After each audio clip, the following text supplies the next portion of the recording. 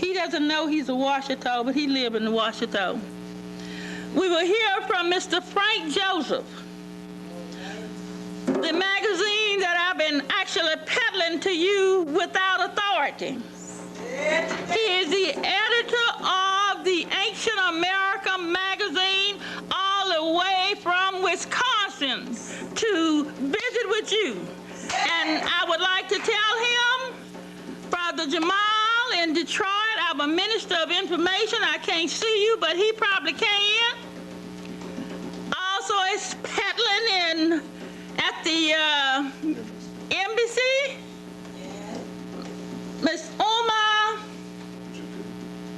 is here at Cultural Center, and I just call her Oma Bay. She has a natural right because she has a business to sell magazines. And we're going to ask all the other people that has businesses to sell magazines, and I'm not supposed to say this because he could stop me from saying it. But since it's about our culture, I'm telling you to sell them.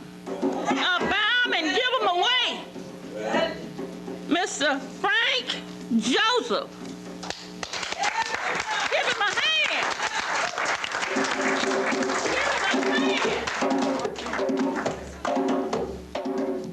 The Empress certainly has our authority and best wishes for representing the magazine. I can't think of a better representative for the Ancient American than the Empress. Well, I want to bring the Empress greetings from the thousands of our readers across the United States and around the world, and also greetings to you here. I am Frank Joseph. I'm the editor of the Ancient American magazine. And for those of you that are not aware of it, Ancient American is more than a magazine. It's a kind of an organization. It's a multiracial organization of people around the world to show that there were great cultures, great civilizations, and great peoples in America hundreds and thousands of years before Columbus was even born.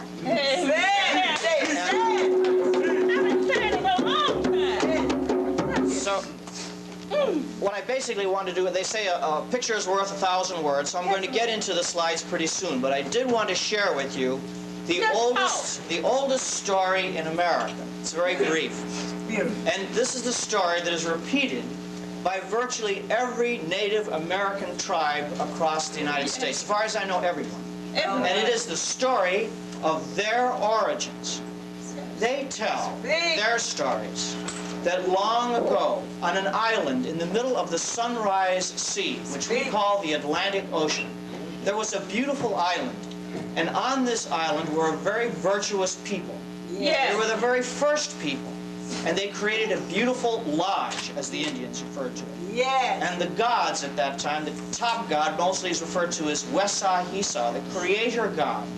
And Wesahisa nourished this people, and they loved him.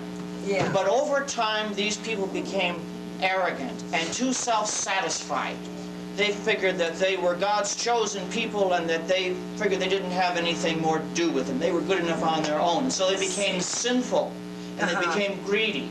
And God said, I'm going to punish these people. And he sent a great fire from heaven. And this fire came from heaven and lighted upon this lodge. The fire was so great that the other gods prevailed upon Wesahisa to prevent the earth from burning, to create a great flood. And this flood came and enveloped this lodge that was on fire. This is what the Native Americans tell us. Now, there were virtuous people still. Not all the people were evil. And these people prayed to God, and they said, please save us from this destruction. And so he conjured a great turtle to come up from the bottom of the sea. And the refugees of this great destruction swam out onto the back of the turtle, so the Native Americans tell us. And as this island on fire sank into the sea, the turtle swam across the ocean and landed on these shores. And that is why every Native American tribe refers to America as Turtle Island, because of this legend. Now, is it only just a story? Well, consider this. On the other side of the world, there was a great Greek philosopher, the most famous of them all. His name was Plato. And the central idea of his philosophy was to tell the truth. The truth was the most important thing of any ideology. Oh, yes. That's right. Oh, yes. And he told a story of a place called Atlantis. And he said that on this island, way in the middle of the sea, there was a great virtuous people. Big. But they extended their empire around the world, and they became a multiracial state. And they were happy, glorious, prosperous people. But over time, they also became materialistic and greedy. And the god known to the Greeks was Zeus. And Zeus sent a great fiery destruction upon this island. See? And the consequences of this destruction was a great flood. Yes. And from this flood, the survivors went to many parts of the world. Now here we have Plato, living 400 years before Christ, telling a story which is essentially the same as all of the American Indians are telling us to this day. Now, how does that relate to what I'm going to show you here, and why this place, and why what you are doing? Sum it up in one name. That is Poverty Point. Poverty Point to you is a very special place. All right. And it is special maybe for more reasons than a lot of us understand. The destruction for this land known as Atlantis. Now this story that I've given you, some people take as just a moral, just a story. And it does have a moral implication. Others believe that there is a historical truth behind these stories. So you have a combination of true history and a great moral. That a people can become great, but if they overdo it, if they become too selfish, they lose it. And civilization is forgotten and lost for all time. Amen. Now Plato described Atlantis as a very unusual place. He said that it was made up of rings of land and water, alternating rings of land and water. And that these interlinking rings were connected by canals and walkways. And at the very center of Atlantis was the Holy of Holies, sacred temple of the sun.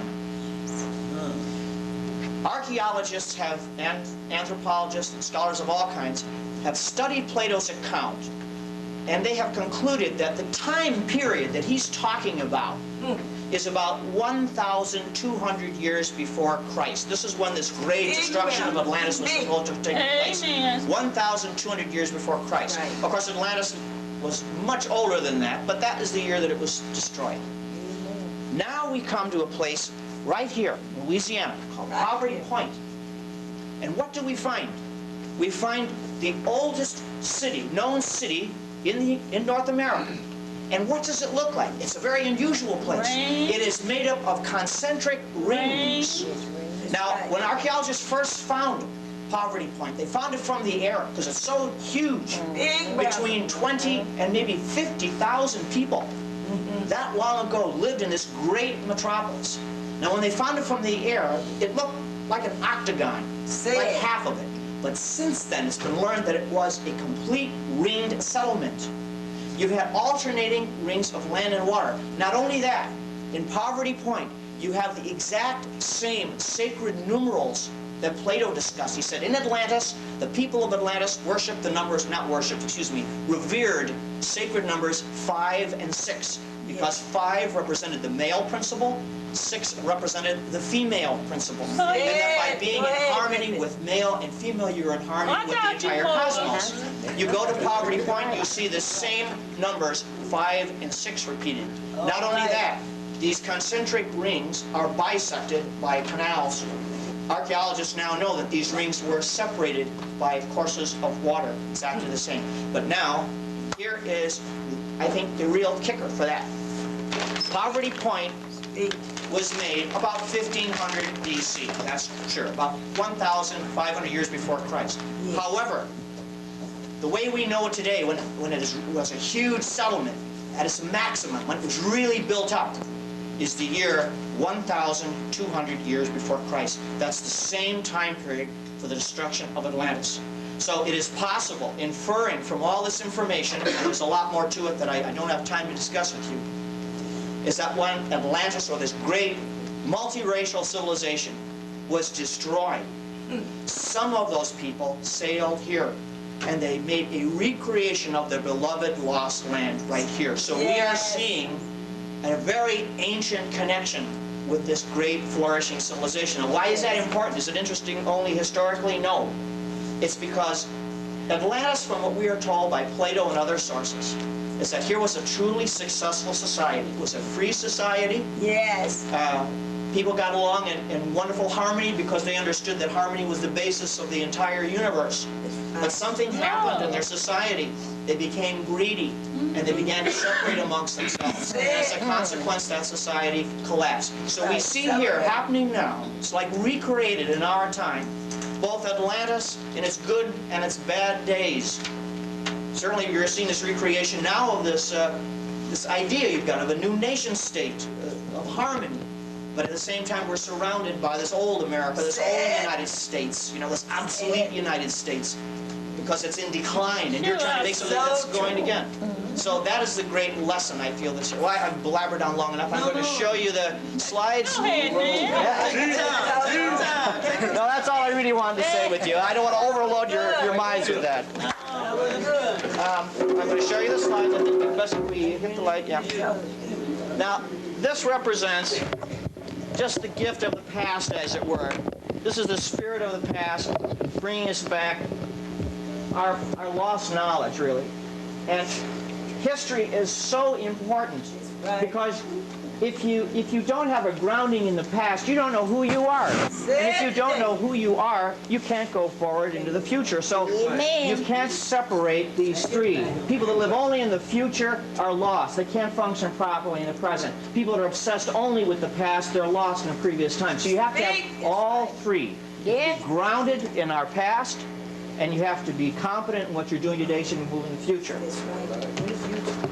I'm sorry, going the wrong way here. Now, when the first white settlers came to this country, they found these magnificent, beautiful monuments. And they had no idea who built these. Now, the Indians that were living there at that time, they had no knowledge of it either. They had forgotten also. They said some foreign people came here and built these things. Now this is a place called Mound City. This is in southern Ohio. And they found these magnificent complexes. Who built these things? Why were they built? They didn't know. Some foreign people. Then, as science progressed, they found that some of these mounds were oriented. I have to put my other pair of eyes on because great invention here. They found that some of these mounds were precisely oriented to sophisticated astronomical phenomena, such as this mound here in St. Paul, just outside of St. Paul, Minnesota. This mound is so precisely oriented, the crest of it, so that the sun will appear at this moment only one day of the year, and that is the first day of winter. Now that means that until that time, the days are getting shorter, shorter, shorter, but after this moment, the days got longer again. So here is a machine that was made over 2,000 years ago, still functioning. Who built this? And these mounds are all across the United States. This is a recreation of a fabulous city outside of St. Louis, Missouri. This is called Cahokia. And whoever was here, they were between 30 and 50,000 people, built an enormous wall of something, if you can believe this, 500,000 separate poles went into the creation of this wall. This area in the background is known as Woodhenge. It is a sophisticated astronomical computer. Now this great city dates back about 900 AD. The Indians who live in the area, and I know because I went to school in this area, they are the Mohawk. The Mohawk say, this is not ours. I said some other people came and built this place. This is what Monk's Mound in Cahokia looks like today, to give you some idea of the scale, the huge scale of this. The base of this Monk's Mound is 14 square miles. 14 square acres. And that is larger than the Great Pyramid of Egypt. Now, the mound has basically held its shape over 1,000 years because it is superbly made. Originally, it was completely encased in blue clay. and had yellow geometric designs, spirals and so on. That's all been stripped off since then. On the top it had a temple, so that the entire compound was over 100 feet high. Here is the Great Serpent Mound in Ohio. Can only be seen properly from the air. And it is 1,200 feet long. It has a spiral superbly made, and its mouth is disgorging an egg out of its mouth. Now this is an ancient symbol for regeneration or rebirth, which is found around the world. In ancient Greece, they had the concept of the caduceus, which is of a serpent again, twined around a staff with an egg coming out of its mouth. Now the serpent mound, I'll go back to this. By the way, please feel free to interrupt me at any time with questions. The Great Serpent Mound was dated, interestingly enough, to 1,200 BC. That's the same time period as the mounds were being made in Louisiana, and it's the same period for the destruction of Atlantis. However, there is new controversy now that it is not that old. So there still has to be a lot of work to be done. I believe that it is probably about 1200 BC for other reasons, such as it is built on top of a rise. And this rise was created, a meteor struck the Ohio Valley and created this great uplift. So that was part of this period of worldwide catastrophe of which Atlantis and Louisiana's Poverty Point are related. Pardon. Yes. Sorry, go on. This is part of a great stone wall in southern Illinois. The reason I'm running these things past you is because these are the things that the pioneers saw when they came in and they figured, what is this left over from? What ancient people were here building these great things? This is part of a huge stone complex underwater, 55 miles off the coast of Miami Beach, Florida, off the coast of Bimini in the Bahamas. All right. These massive stones are about 20 feet underwater.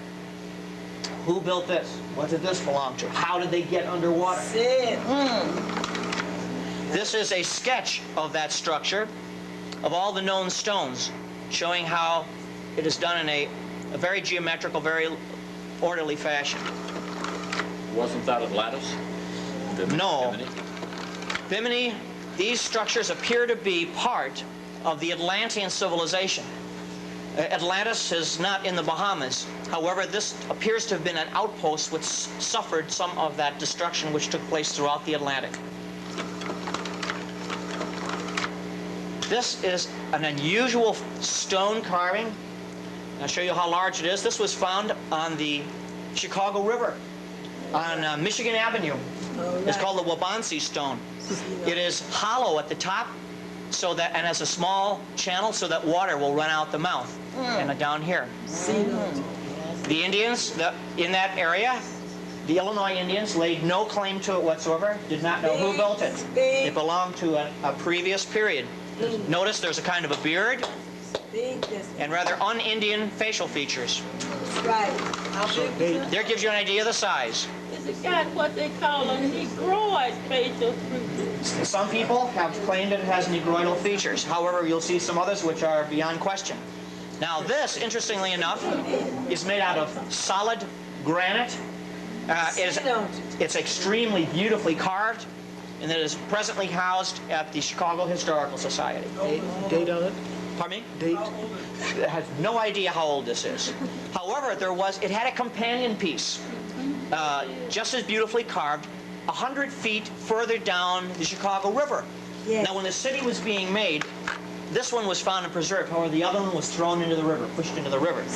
Now, interestingly enough, it's possible that this was a mooring stone for a very large ship, because you could conceivably pass a hawser through these holes. There are holes here, here, and one to the top. Or it may have been a fountain. It's made of solid granite. Pardon me? No, you cannot carbon date granite. You can carbon date, well, you can't carbon, you can determine how old the stone is, but you cannot determine how old the carving is. So the boulder could be many millions of years old, but was that purposely chosen for that reason? I have no idea, sir. I don't know.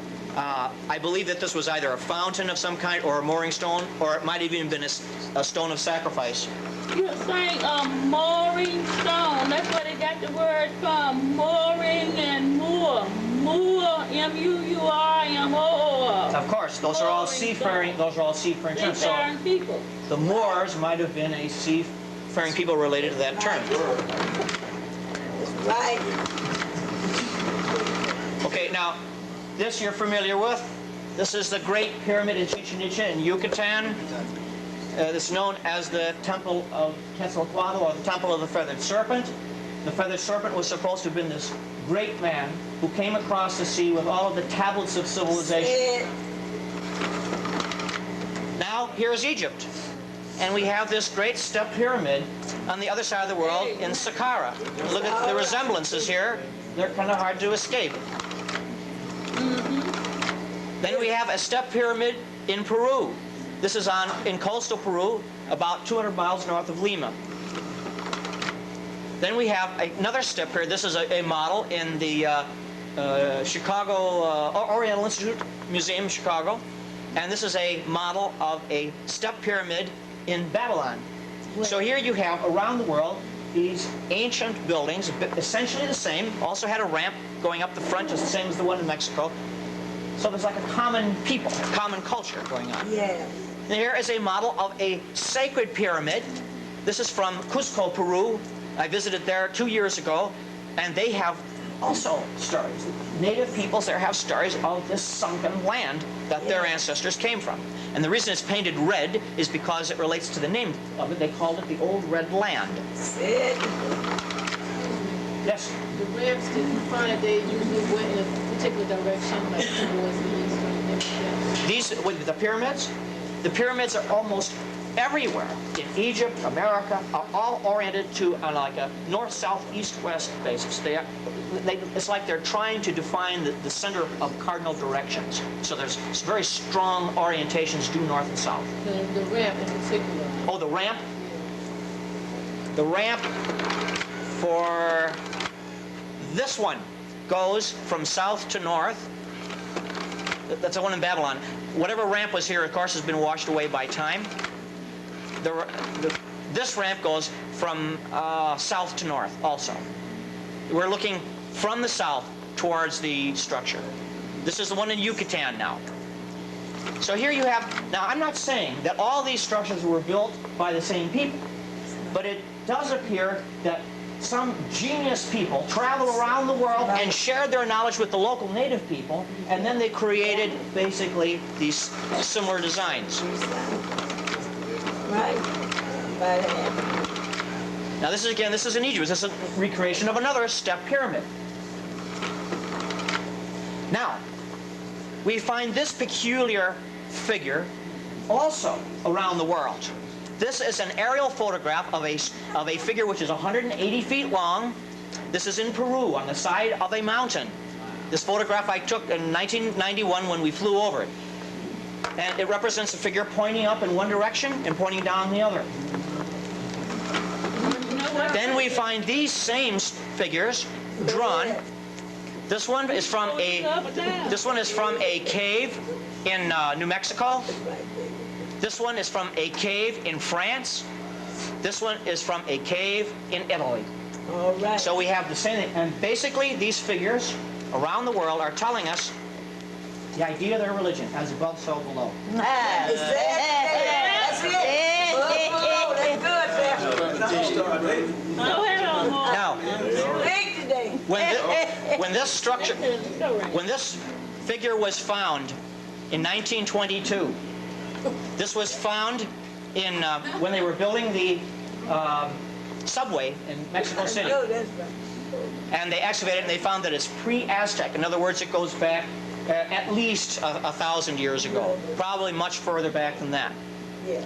The facial features were said to be African.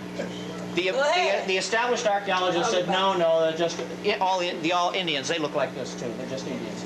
But then a German archaeologist by the name of von Grutenau said, no, this belongs definitely to a face from Africa, and he traced it to Senegal. The beard is the same as used by the chiefs in Senegal.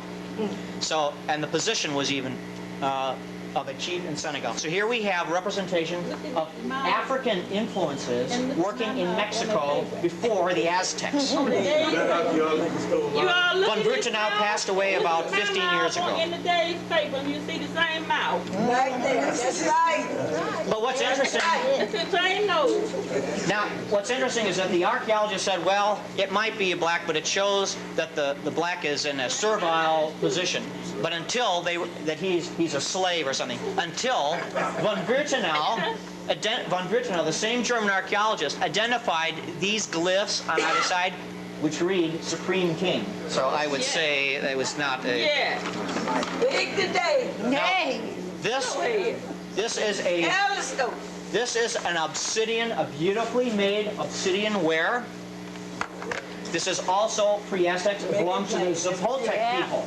This is in the Valley of Mexico. This is, luckily it's in perfect condition. This is now housed at the Anthropological Museum in Mexico City. Represents a black person holding a bowl over his head. Now, when this was first found, they said, well, this also represents, this was probably made in the colonial period and shows a black slave. Right. When, however, it was taken, the area that it was taken from was examined, it was found that this figure goes back with the carbon dated material between 1800 and 2,000 years ago, so about the time of Christ. Now the bowl over its head is interesting. Does it show a slave or not? Well, let's show you the next ones. Here is a representation Big. of a white man in white alabaster with also holding a bowl. Yeah. Now, is this a slave? No, it isn't. We understand that this is not really a human being. This is a representation of the force holding up the bowl of the heavens, That's right. holding up the bowl of the sky. The man with the water pot. Then it goes back to the concept of Atlas. The old Greek legend of Atlas is that he held up a ball or a bowl of the heavens. You know, you've often seen Aztec holding up a ball. He's not holding up the earth. That is a mistake. He's holding up the zodiac. He's holding up the sky. So the bowl of the heavens from Babylon, and then the bowl of the heavens from Mexico. What material is that made out of? Obsidian, black obsidian. It is gorgeous. Obsidian is terribly difficult to carve because they use them for arrowheads. They use them for arrowheads. And if you hit it the wrong way, it just totally It'll shatters. fracture.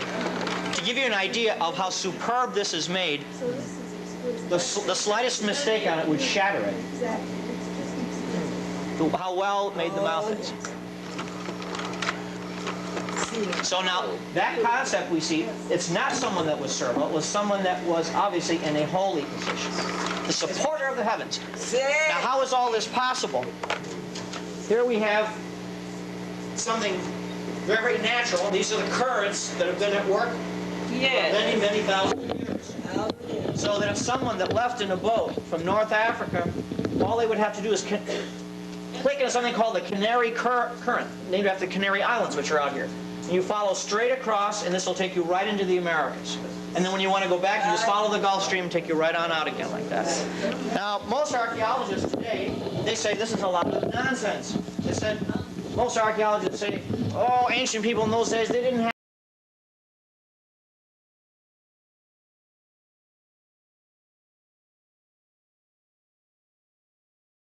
to get over here. They were too afraid of the ocean. They only would go out on boats to do fishing and so on, you know. What that means is that the archaeologists are too afraid to go out in the ocean, is what they're saying here. You know, it's not the ancient people. The archaeologists will only get into a little boat. They're not going to go out. But can you imagine a people that lived in that kind of hard warfare in those days, or people that made the Great Pyramids, that they'd be too stupid or too cowardly to get into a boat to come over here? I don't agree with that. Now, here's an idea, you know, of the type of ships that are still being made. These are small boats. These are reed boats that are made in Lake Titicaca in Bolivia. Thor Heyerdahl, about 15 years ago, more than that, 20 years ago, took a boat very similar to this, made in the same essential construction, and sailed from North Africa directly into Veracruz in the Gulf of Mexico. They can't even be sunk. Now, so the archaeologists say, oh, okay, you've got a theory, but do you have any proof at all? There's no proof of any of this. Well, here's a stone that was found at the bottom of a lake, believe it or not, in Wisconsin.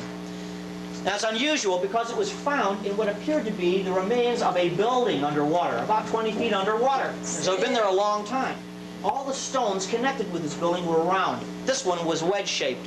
You will see, very basically out here, the outlines of a ship. Now, this is a wedge-shaped stone that was indented, first of all. Here you see part of the bow, and here's the sail. And I'll show you a better example of it. This is a cylinder seal. This is a cylinder seal that comes from ancient Syria. It's dated to about 900 BC. And it shows basically the hull, and it shows the type of sail they used, and it shows also the type of figureheads. Now keep that image in mind while I show you that same stone under different light. You see? There it is. There's the sail.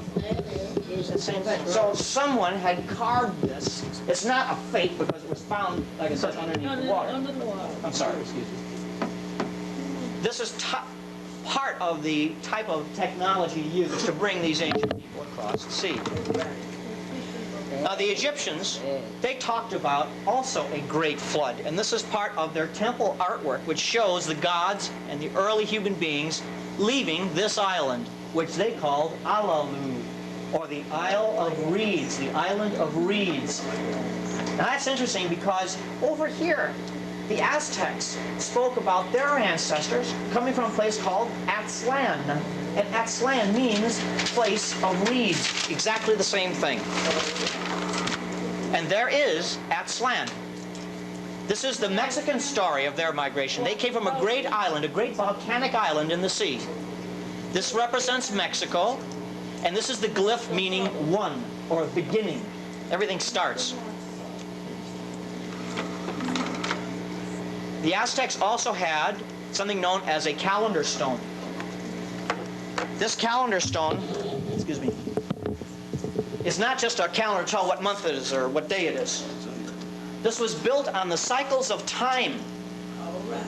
It said that before our age, where we are now, there were 4 previous ages. And in these ages, human beings achieved great things. They had happy societies, and they thought they were it, until they began to stray from the laws of nature.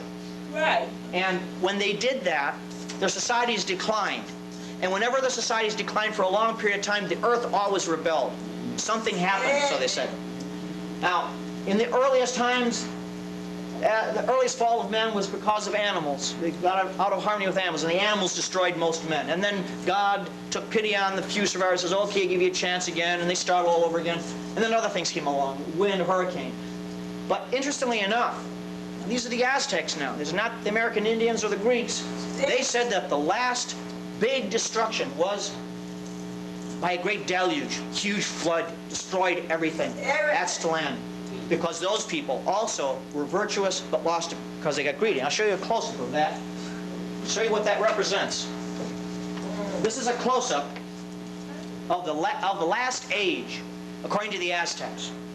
And it shows you here a pyramid. You're looking down on the pyramid. This is like you're looking from the sky, from God's point of view. Looking down on a pyramid. And here you see a bucket overturned with water coming out of the sea. So it's the same, you've got the same theme repeated over and over again. And now this calendar stone is a very remarkable device. It still works. For example, this calendar stone told the Aztecs exactly when they would be conquered. They told them the exact year when they would be overcome by Cortez. Modern Indians in Mexico and in the Southwest use this stone today, images of it, to say when the next destruction will come. The next destruction is supposed to come in the early part of the next century. Now, it doesn't mean it will come, but if society continues to go along the way it goes now, It will. We still have time to but if society continues to decline like all these other previous times, then we will also be rebelled against by the earth. We got to take it over. That's right. And when you consider, for example, all the ecological disasters in the making, how the earth has been sinned against, and all the warnings that we're getting from science, this does not sound all that superstitious. Frank, Yeah. you're talking about traveling by boat. Do you realize that those people thousands of years ago traveled by air? That's a whole different, it's another lecture. So you're aware of it? Yeah, I am, but I can't keep these people that long. That sounds like a lecture you should give. This is just a story, a recreation again of the flood, and this is how the people that built that stone envisioned the last destruction. Now, yes.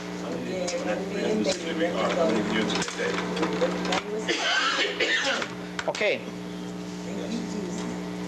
This goes back basically to the time of Atlantis again, about 1200 BC.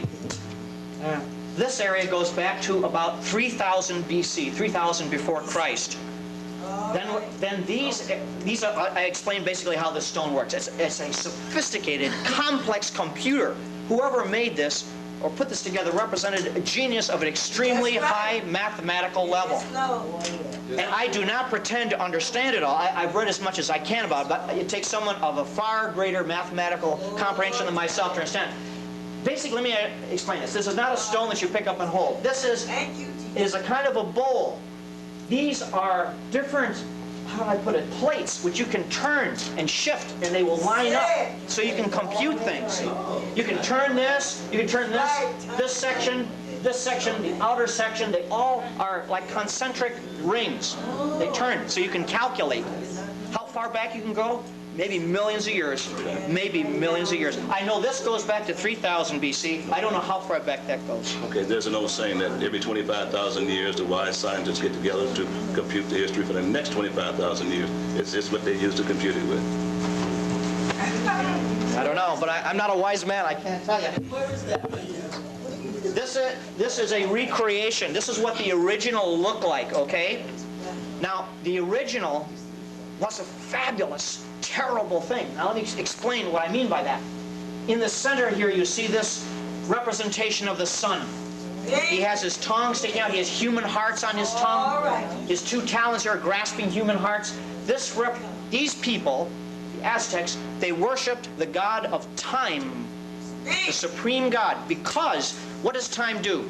Time brings everything together, time destroys everything, and time brings it back. Now this is a representation of time in his awful aspect, because look at what he's surrounded by. He's surrounded by these destructions that wiped out human beings, wiped out humanity.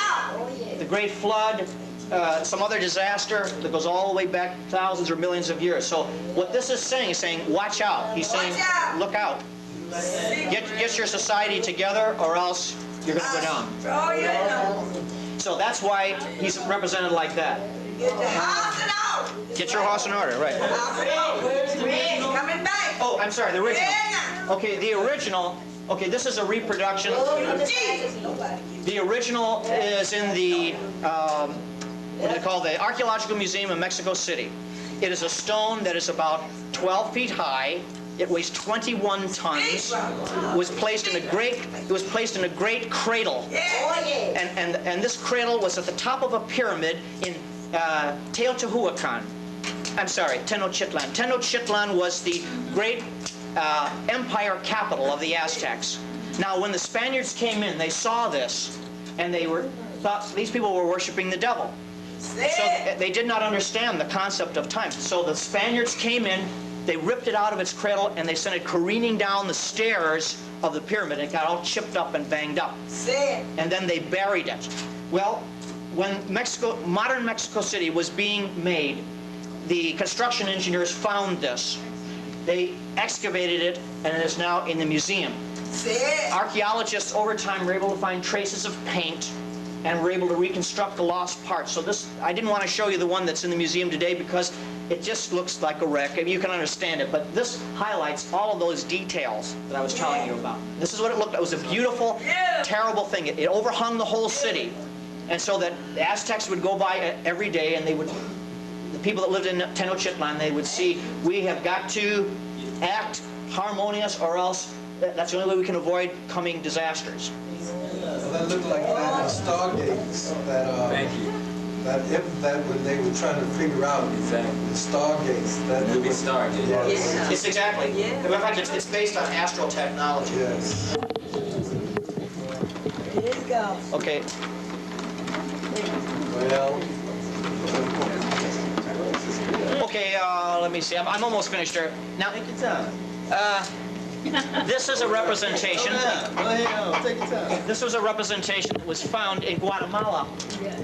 I visited a place called Tikal, which is a jungle city. Tikal fought with Washitaw, and Washitaw fought with Tikal. They're the same you have now as the Washington Terms. Go ahead. Right, she knows. She knows, that's it. But on the side of this building called the Acropolis, that's what archaeologists call it, next to the pyramid, not on the pyramid, there was a frieze, a stone representation along the roof. And this is one of the representations. It shows a man in a boat rowing away with somebody drowning in the water, and in the background is a volcano exploding, see? And here's a representation of a building falling into the sea. So here's the same story. We're finding in North America, ancient Greece, Mexico, now we're down to Guatemala. All these ancient, pre-European traditions are talking about a major, big disaster from this previous society that came to the New World. They call it volcano.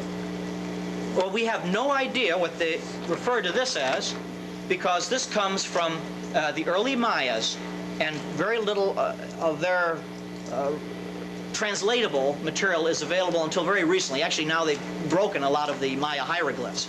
So maybe we will find out the name of what that volcano was. The Aztecs referred to it as Aztlan. Atlantis. Romans. Atlantis also. We call it Vulcan. Vulcan? Yeah, the Romans would call it Vulcan also. Yeah, that's another word. Now, this is just a sort of an idealized representation of what this previous homeland looked like. It was very mountainous. It was a place of great splendor and wealth. These are the canals that would service all parts of the island. Now, where do we think that this land of Atlantis was? Here is Spain, Portugal, Gibraltar, Morocco, North Africa, the Canary Islands, Madeira, the Azores. It appeared, from what Plato tells us, Atlantis was this large island just outside the Straits of Gibraltar. He referred to them as the Pillars of Hercules in those days. That's this area. So it would be in this area. Well, what do we find? This is what, if you're in a satellite today or a space shuttle, you look down, this is what it looks like. But what does it look like under the water? Is there anything under there?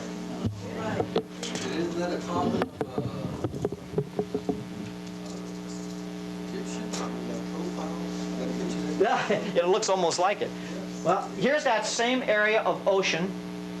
This is a map now, of course. This is underwater. This is a very recent map that was released by Scripps Howard Oceanographer Society about 2 years ago.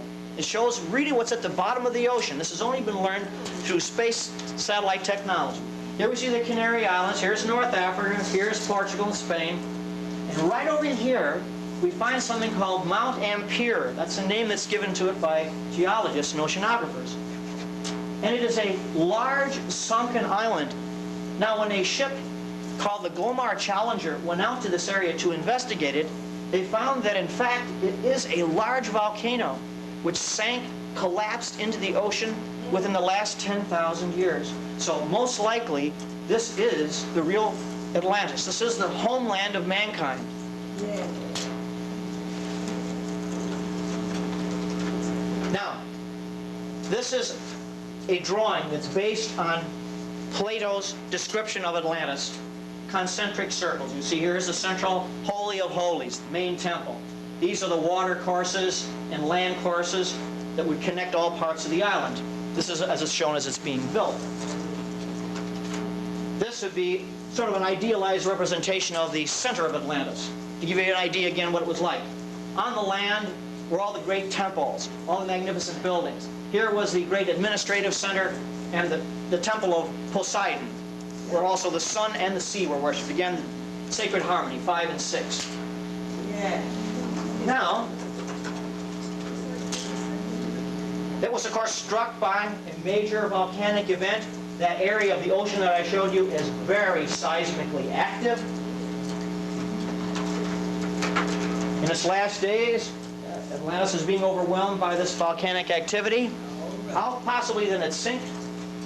We think we understand the mechanism. This would be the people evacuating the city as it's being tormented by the volcanic eruption.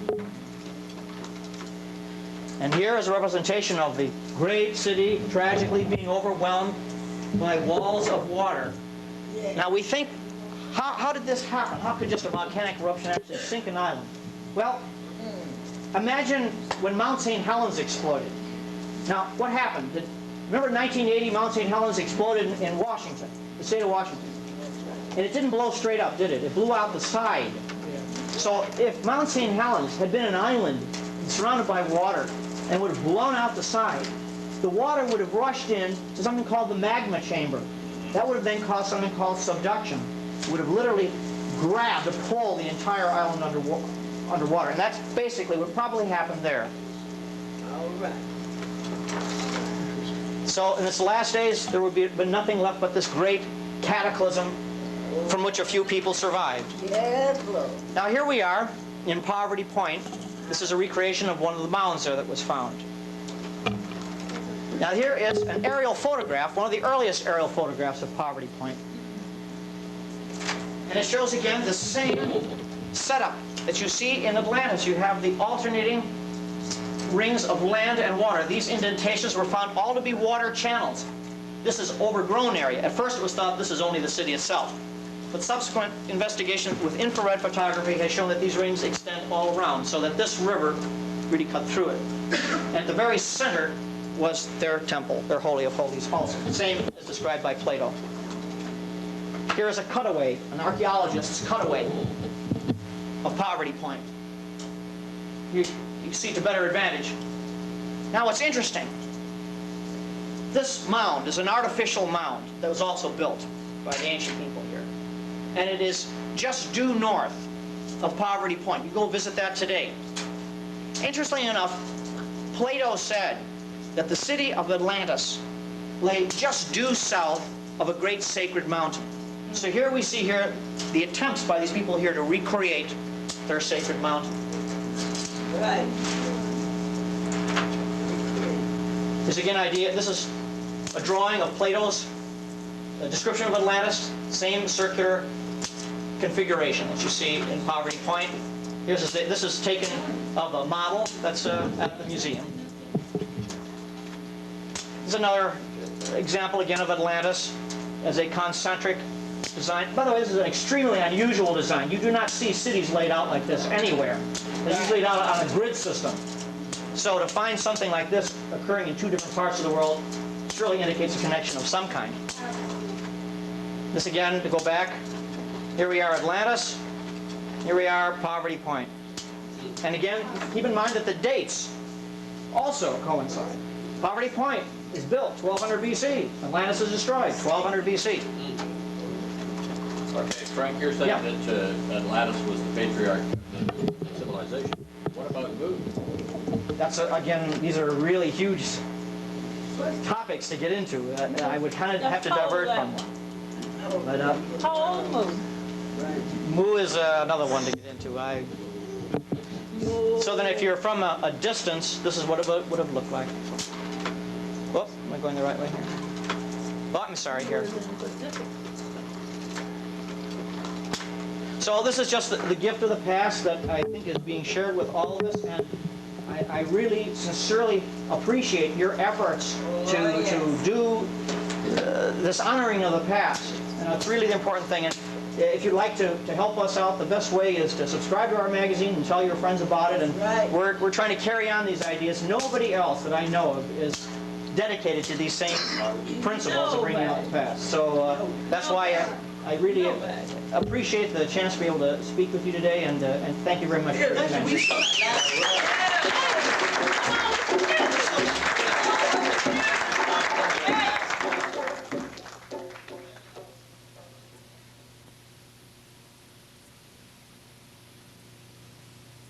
Machu Picchu.